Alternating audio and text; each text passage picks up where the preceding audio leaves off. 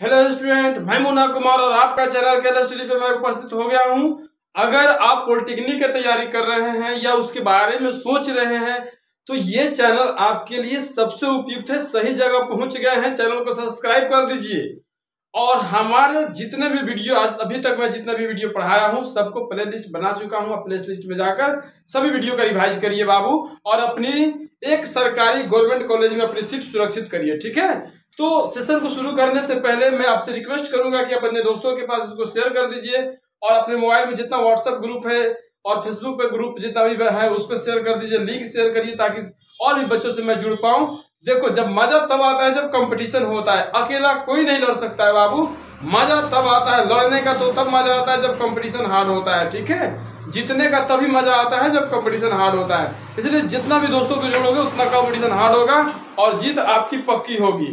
ठीक है, तो आइए हम आज मैं आपको वृत्त पढ़ाने वाला हूँ। इससे पहले मैंने ज्योमेट्री में कोऑर्डिनेट ज्योमेट्री पढ़ाया था तो उसको मैंने सारा खत्म कर दिया और आज आपको वृत्त पढ़ाने वाला हूँ। तो वृत्त से जुड़ी हुई जितनी आज बातें होगी, आज थ्योरी नहीं होगी, केवल उससे जितने भी जुड़े हुए बेसिक कंसेप्ट है उसको पहले क्लियर किया जाएगा और तब जाके उसके कल अगले सेशन में मैं उसके सारे क्वेश्चन को देखूंगा। ठीक है, तो जितने भी स्टूडेंट है इसको शेयर कर दीजिए अपने व्हाट्सएप ग्रुप में। तो यहाँ देखिए, आज मैं वृत्त पढ़ रहा हूँ।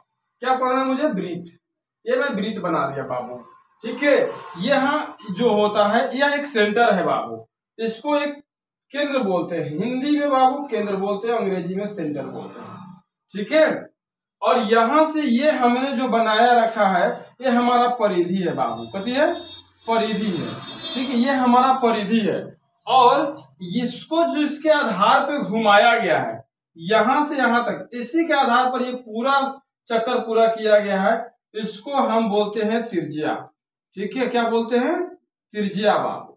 अब इस तरह से कंप्लीट यह वृत्त हो गया। जिससे आपको समझ सकते हैं कि त्रिज्या को आर से सूचित करते हैं, इसको सर्कमफ्रेंस होता है, इसको भी सी है, केंद्र से ही सूचित करते हैं।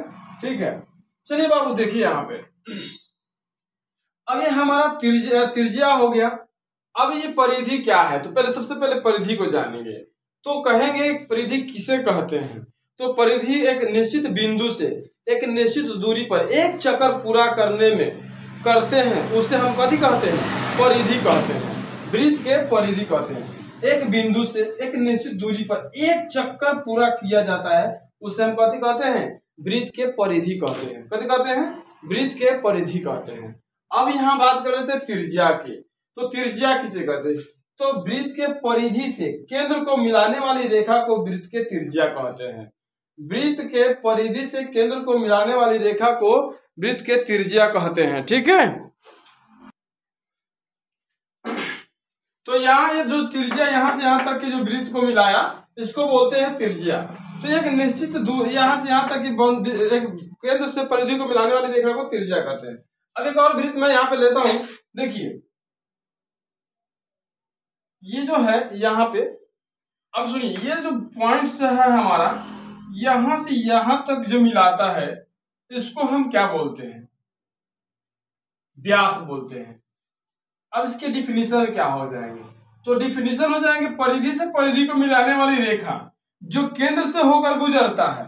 परिधि से परिधि को मिलाने वाली रेखा जो केंद्र से होकर गुजरता है उसे व्यास कहते हैं हम। परिधि को परिधि से मिलाने वाली रेखा जो केंद्र से होकर गुजरता है उसे हम व्यास कहते हैं। एकदम बेसिक है बाबू। बेसिक जब तक नहीं पढ़ोगे तब तक सवाल नहीं समझ में आएगा। और देखो बाबू, यहाँ देखो, ये हमारा जीवा हो गया। इसे हम बोलते हैं जीवा। पूरे बात को समझ लो पहले कि होता कौन क्या है। ये हमारा जीवा है। ठीक है, तो परिधि से परिधि को मिलाने वाली रेखा जो केंद्र से होकर नहीं गुजरता है उसे हम जीवा कहते हैं। परिधि से परिधि को मिलाने वाली रेखा जो केंद्र से होकर नहीं गुजरता है उसे हम जीवा कहते हैं। ठीक है, तो ऐसे होते हैं जीवा। आपने सारे चीजों को देखा। चलिए एक पॉइंट और लेते हैं। अब देखिए यहाँ पे, अब ये जो बात है यह वृत्त हो गया। ठीक है, और यहाँ देखिए, अब ये वृत्त हो गया तो इसका क्या हो गया? ये केंद्र हो गया। अब इस यहाँ से एक भाग काट दिया और यहाँ से काट दिया। ठीक है, तो जब इसको हम काट लिए तो ये कथी बन गया? त्रिज्यखंड बन गया। ठीक है, क्यों? क्योंकि त्रिज्या से काटा हूं तो त्रिज्या का ही खंड कहलाएगा। ठीक है, तो ये देखिए, तो दो त्रिज्या से कटा हुआ भाग जो हुआ, ये भी त्रिज्या है और ये भी एक प्रकार त्रिज्या ही है, ठीक है। और ये दोनों से कटा हुआ भाग को हम बोलते हैं, इस भाग को त्रिज्यखंड बोलते हैं। क्या बोलते हैं? त्रिज्यखंड बोलते हैं। तो त्रिज्या का खंड है, इसीलिए इसको कभी बोलते हैं त्रिज्यखंड बोलते हैं बाबू। बात तो समझ में आ गई कि त्रिज्यखंड बोलते हैं। अब त्रिज्यखंड भी दो प्रकार के होते हैं। अब देखिए, यहां से यहां तक एक त्रिज्यखंड बड़ा वाला हो गया, तो इसको दीर्घ त्रिज्यखंड बोलेंगे। कौन बोलेंगे? दीर्घ त्रिज्यखंड बोलेंगे। ये दीर्घ त्रिज्यखंड हो गया। और ये लघु हो गया, यहां से यहां तक जो इतना मात्र इतना ही है, छोटा हो गया, तो इसको लघु त्रिज्यखंड बोलेंगे। लघु त्रिज्यखंड बोलेंगे, लघु त्रिज्यखंड बोलेंगे। तो इसको हम बोलते हैं लघु त्रिज्यखंड और इसको बोलते हैं दीर्घ त्रिज्यखंड। लघु त्रिज्यखंड और ये दीर्घ त्रिज्यखंड हो गया, ठीक है। तो इस तरह से हमने दो त्रिज्यखंड देखा, इसमें लघु ये दीर्घ है और ये क्या हो गया? लघु हो गया। चलो बाबू, अब इसको देखते हैं। ये देखो, एक और वृत्त लेते हैं बाबू। अब ये देखो, यहां से यहां तक नहीं, मान लीजिए व्यास केंद्र यहाँ है बाबू, और केंद्र के नीचे जीवा से मैंने इसको काटा है। तो किसका खंड किया है? वृत्त का खंड किया है। वृत्त को काटा है बाबू, तो वृत्त को जब हम काट दिए तो वृत्त का खंड हो गया। तो ये बोलता जाता है वृत्तखंड बोला जाता है। क्या बोला जाता है? वृत्तखंड बोला जाता है। वृत्तखंड बोला जाता है बाबू। अब यहां से यहां तक जो बात है, ये भी एक वृत्तखंड ही है, लेकिन ये बड़ा है, तो इसको दीर्घ वृत्तखंड बोलेंगे। दीर्घ वृत्तखंड बोलेंगे बाबू। और ये छोटा है, तो इसको लघु वृत्तखंड भी बोलेंगे। इसको लघु वृत्तखंड बोलेंगे।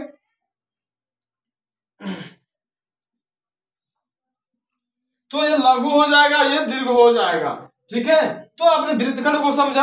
अब देखिए, अब एक बात और यहाँ पे ले लेते हैं बाबू, चाप। चाप इसी में कहते क्या? अब देखिए, ये यहां से काट के हटा दो तो ये चाप कहलाएंगे बाबू। ये क्या कहलाएंगे? चाप कहलाएंगे। तो ये लघु दीर्घ चाप हो जाएगा और ये लघु चाप हो जाएगा। तो चाप आपने समझा, ये चाप है बाबू, चाप। तो ये चाप है, इसको बोलते हैं चाप। ये भी हमारा कथी है? चाप। अब जैसे लघु की चर्चा कीजिए तो ये छोटा वाला लघु चाप हो गया और बड़ा वाला कथी हो गया? दीर्घ चाप हो गया, ठीक है। तो इस तरह से आपने छोटा सा पार्ट था इसके जो आपने देखा। चलिए इसके नेक्स्ट पार्ट शुरू करते हैं।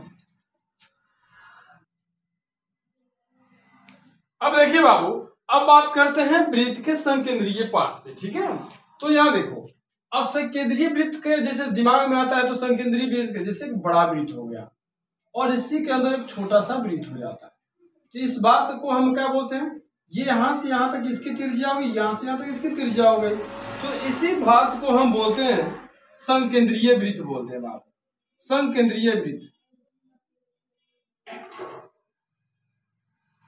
जिसका एक ही केंद्र हो उसको संकेंद्रीय वृत्त बोलते हैं। तो ये संकेंद्रीय वृत्त हो जाएगा बाबू। तो संकेंद्रीय वृत्त में कम से कम दो वृत्त होते हैं। संकेंद्रीय वृत्त में कम से कम दो वृत्त होते हैं, ठीक है। अब इसके हम क्षेत्रफल पे, परिधि पे बात करें उससे पहले थोड़ी सी देखिए, इसके दो पार्ट होते हैं वृत्त के, जिसमें स्पर्श रेखा से दूरी वगैरह सब बातें होगी, तो उसको बातें हम बाद में करेंगे। पहले क्षेत्रफल से संबंधित हम बातें कर रहे थे, उस पर न्यूमेरिकल देख लेते हैं। तो फिर उस वृत्त का ही दूसरा पार्ट जो होता है, स्पर्श रेखा से कोण वगैरह, उसकी वृत्त की लंबाई, जीवा की लंबाई, जो चीजें निकालनी होती है उस पर भी हम लोग देखेंगे। पहले क्षेत्रफल वाला बात को देख लेते हैं, फिर उसके बाद को देखेंगे, ठीक है। तो आइए देखते हैं कि अब वृत्त से कितना जुड़ा सवाल हमसे एग्जाम में कर सकता है। देखिए, अब वृत्त से जितना जुड़ा हुआ सवाल हमसे कर सकता है उसके बारे में आपके बात कर रहा हूं। अब जैसे मान लीजिए यह एक वृत्त हो गया, ठीक, ये वृत्त हो गया, यहां से यहां तक त्रिज्या, ठीक है बाबू। अब कह रहा है कि वृत्त का जैसे परिधि, तो वृत्त का परिधि है ना। अब वृत्त के परिधि के बात कर लेते हैं। तो देखो यहाँ,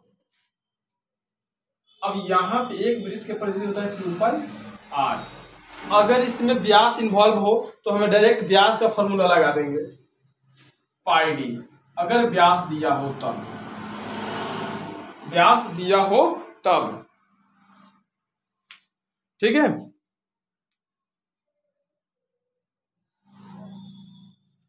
तो व्यास दिया हो तो आप सीधा पाई d लगाओगे वृत्त के परिधि में, ठीक है।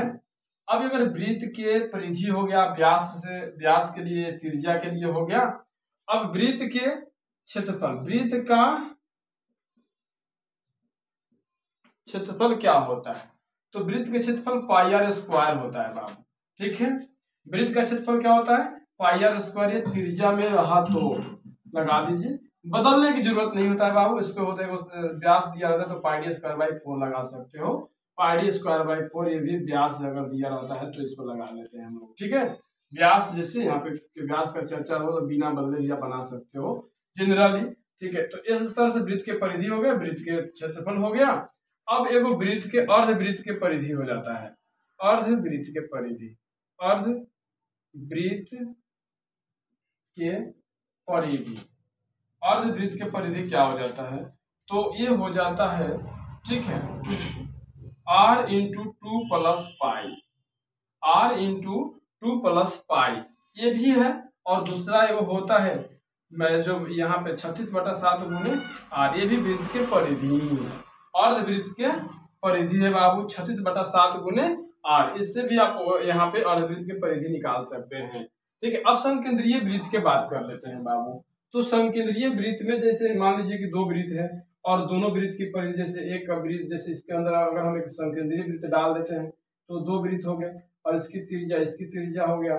तो यहाँ मान लीजिए 2 पाई r है बाबू और छुटका का भी 2 पाई r है, ठीक है। तो इसके समकेंद्रीय वृत्त का अगर परिधि आप निकालना चाहते हो तो हो जाएगा कितना? 2 पाई r इंटू 12 का r माइनस छोटका r, ठीक है। तो इस समकेंद्रीय वृत्त के परिधि आप एक साथ निकाल सकते हो। समकेंद्रीय वृत्त के, समकेंद्रीय वृत्त की परिधि, वृत्त के परिधि बाबू, इस तरह से समकेंद्रीय वृत्त की परिधि आप निकाल सकते हो।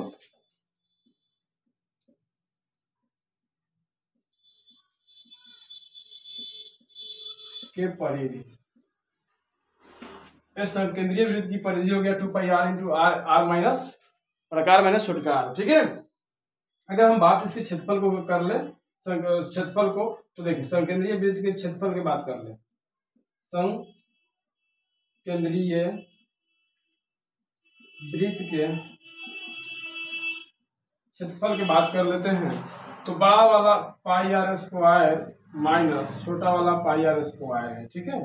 तो यहाँ से पाई आर कॉमन ले सकते हो और ये हो जाएगा पाई कॉमन ले लोगे तो बड़ा आर स्क्वायर माइनस छोटा आर स्क्वायर, ठीक है। ये हो जाएगा आपका समकेंद्रीय वृत्त की परिधि क्षेत्रफल। इसको एक और पार्ट में तोड़ सकते हो, इससे पाई इंटू आर प्लस छोटा आर, ठीक है, और बड़ा आर माइनस छोटा आर, ऐसे भी आप तोड़ सकते हो समकेंद्रीय वृत्त की परिधि के क्षेत्रफल के लिए, ठीक है। तो इस तरह से आपने देखा, ठीक है। इसका और पार्ट में देखता हूं आपको। अब बात कर लेते हैं वृत्त के त्रिज्यखंड का। तो वृत्त का जो त्रिज्यखंड होता है, ये वाला बात, इनके बारे में बात करें। तो वृत्त के त्रिज्यखंड की लंबाई, वृत्त के त्रिज्यखंड का क्षेत्रफल, वृत्त के त्रिज्यखंड, वृत्त के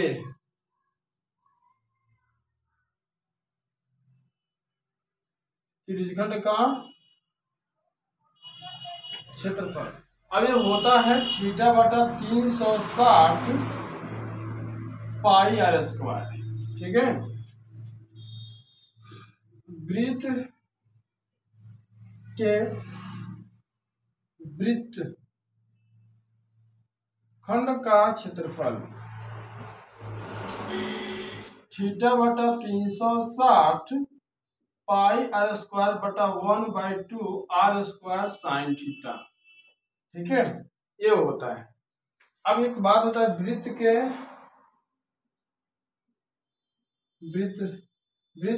त्रिज्यखंड, त्रिज्यखंड के चाप की लंबाई, चाप की लंबाई θ/360 2 पाई आर, 2 पाई आर, ऐसे भी आप याद रख सकते हो। कितना लोगों ने क्या करता क्या है, इसको 2 से भागा दे देता है और ये 118 मरतबे कट जाता है, 180 मरतबे कट जाता है, ये भी याद रख सकते हैं। θ/180 पाई आर, ये भी याद कर सकते हैं, या आप ये वाला भी याद रखिए, थीटा बटा 360 2 पाई आर। जनरली ये आप याद रखना आसान रहता है, ऐसे भी आप याद रख सकते हैं, ठीक है। अगर एक बात और, चाप की अगर लंबाई दिया हो, चाप के लंबाई दिया हो, तो चाप के लंबाई द्वारा बड़े त्रिज्यखंड का क्षेत्रफल,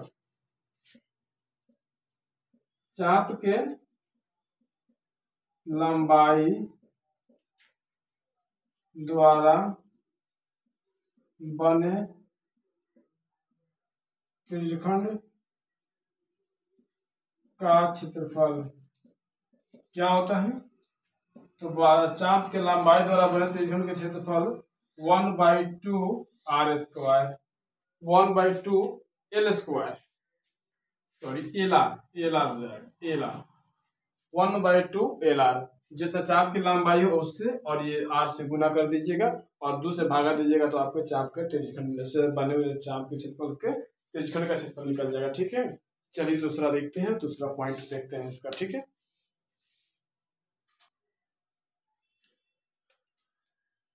अगर बात कर ले वृत्त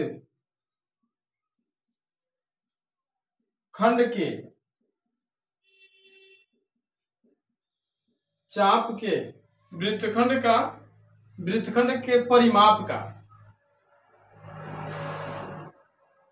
अगर वृत्तखंड के परिमाप पूछा जाए तो थीटा बट्टा 180 पाई आर प्लस एल कर दीजिएगा, आप इसका निकाल सकते हैं, वृत्तखंड का परिमाप निकाल सकते हैं, ठीक है। वृत्तखंड का परिमाप या परिधि निकाल सकते हैं। क्या करना है? थीटा बटा 180 पाई आर प्लस एल कर दीजिएगा।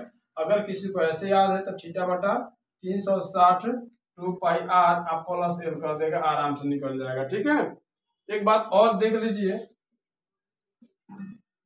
अगर त्रिज्या के गुना बढ़ा दिया जाए, त्रिज्या के गुना बढ़ा दिया जाए, अगर त्रिज्या के गुना बढ़ा दिया जाए तो परिधि के गुना बढ़ जाता है, परिधि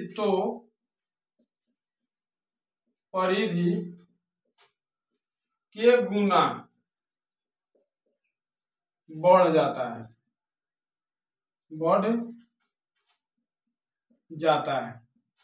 अब सुनिए, कह रहा था ना कि अगर त्रिज्या को 2 गुना कर देते हैं तो परिधि कई गुना हो जाएगा, तो 2 गुना करिएगा तो परिधि भी 2 गुना हो जाएगा। जैसे मान लीजिए, देखिए यहाँ पे परिधि आपका, त्रिज्या आपने किया के गुना, तो परिधि भी हो जाएगा 2 पाई आर गुने के हो जाएगा, बस जितना आपका वो है उतना में के से गुना कर दीजिए, ठीक है।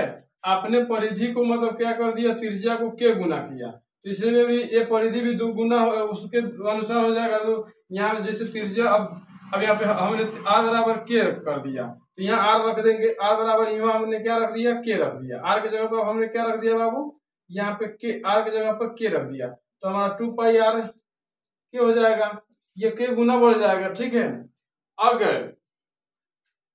अगर कहता है त्रिज्या 2 गुना, अगर यहाँ पे एक और बात यहाँ शर्त है कि अगर एक और पॉइंट से देख लीजिए, दूसरा पॉइंट, ये तो परिधि मतलब जितना गुना अगर बढ़ाइएगा, जितना गुना परिधि को बढ़ा, त्रिज्या को बढ़ाइएगा, उतना ही गुना आपका परिधि बढ़ जाएगा। अगर 2 गुने त्रिज्या करते हैं तो 2 गुना परिधि हो जाएगा, 3 गुने त्रिज्या करते हैं तो 3 गुने परिधि हो जाएगा। अर्थात जितना गुना आप परिधि को बढ़ाइएगा, त्रिज्या को बढ़ाइएगा, उतने गुना आपका परिधि बढ़ जाएगा, यही नियम है। यहाँ कह रहा है यदि त्रिज्या को के गुना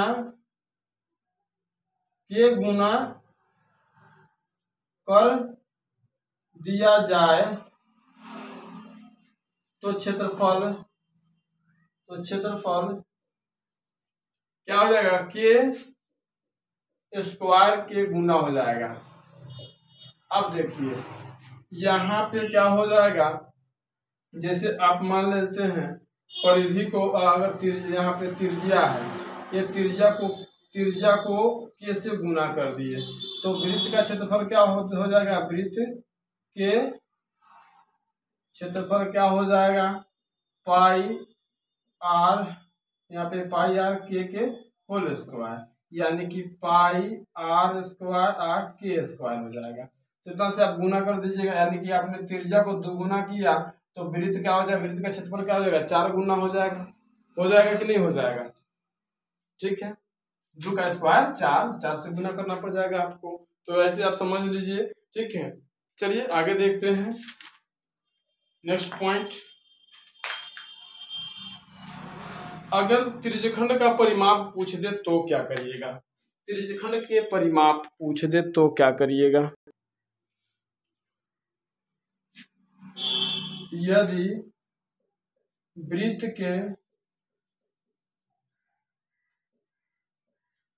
त्रिज्यखंड का परिमाप,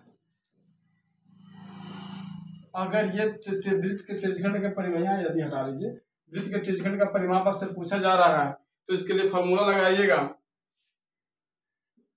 2r प्लस थीटा बटा 180 पाई आर। ठीक है, ये कर लीजिएगा बाबू। ठीक है, इसको कभी कभी ये भी लिखा जाता है, यहाँ पे r कॉमन ले लो और हो जाएगा कितना 2 plus theta pi theta plus 100 बटा 180, ऐसे भी कर सकते हो। तो इस तरह से आप वृत्त के त्रिज्यखंड के परिमाप निकाल सकते हो। ठीक है, तो कोई भी परिमाप इस तरह से निकाल सकते हो। देखो बाबू, मैंने जितने भी इसके पॉइंट हो सकते थे, घड़ी की सुई 1 मिनट में 6 डिग्री कोण बनाता है। एक बात और लिख देते हैं, घड़ी की मिनट की सुई, घड़ी के मिनट के सुई 1 मिनट